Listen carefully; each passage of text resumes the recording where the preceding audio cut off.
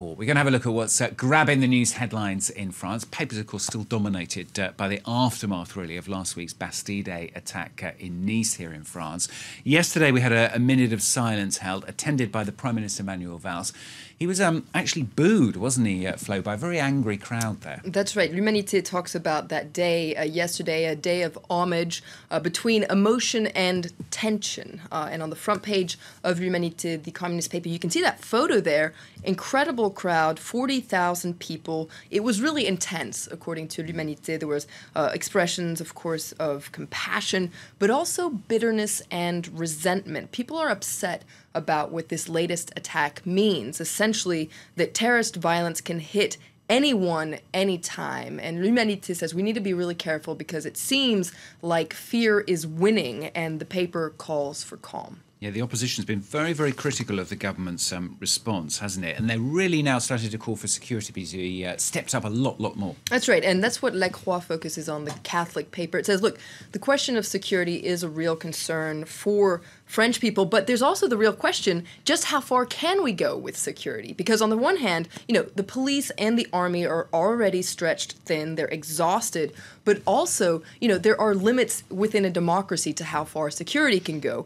If we build up security too much, there's a real risk that it's going to start treading on our freedoms, it's going to overstep the rule of law. And La Croix warns, this is a real trap that has been set by the terrorists, and we as a democracy need to be very careful not to fall into this trap. You found a piece, haven't you, in left-leaning Libération that's concerned with the lack of social cohesion, really, that we're seeing in the wake of this attack. That's right, and very different from what we saw in the wake of the Charlie Hebdo attacks about 18 months ago.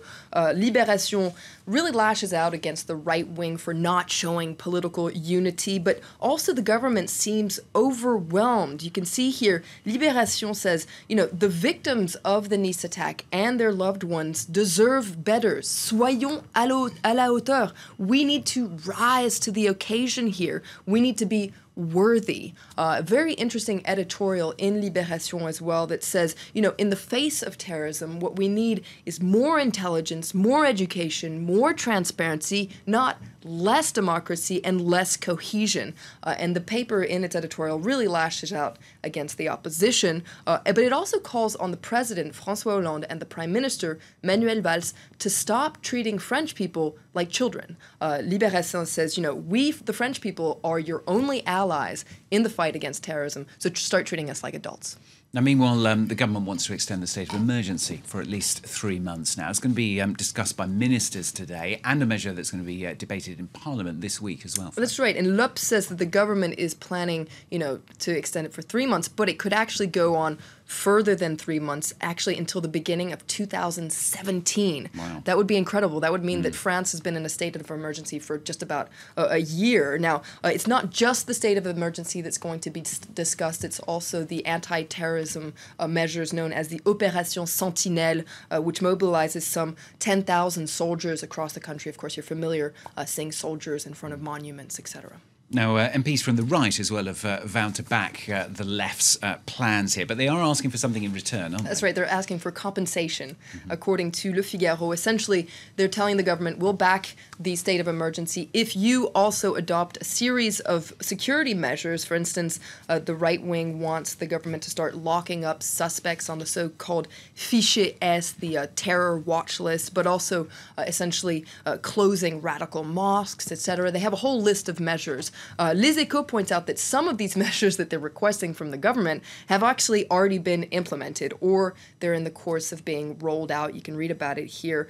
For instance, the creation of de-radicalization centers, the creation of intelligence centers in prison, and also, this is interesting, making it a criminal offense to routinely consult jihadist websites. Despite the terrorist threat, though, it is summer here in France. Festivals scheduled right across the country. They've vowed to carry on, haven't That's they? right. The show must go on, right, Stuart? Yeah. But it really has been put into question in the wake of the Nice attack. You can read about it here in L'Ups that says that, despite the threat, cultural events have decided to resist.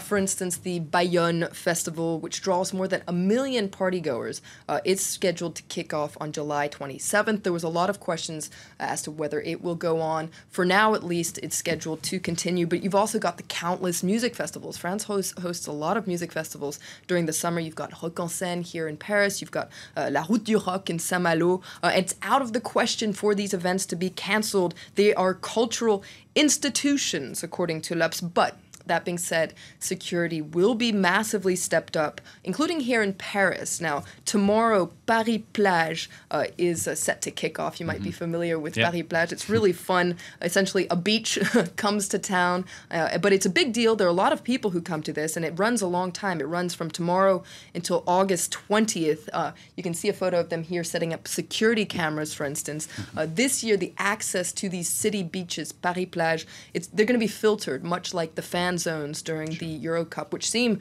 to have worked quite well. So get ready if you're going to go out and tan on the Seine. Get ready, first of all, have your bag checked, but also to have all these cameras watching you. Be checking inside the bikinis and the swimming trunks just in case, won't they? Okay, thank you very much, Flo. The show must go on. Flo will be back with the international papers in a couple of hours here on France 24.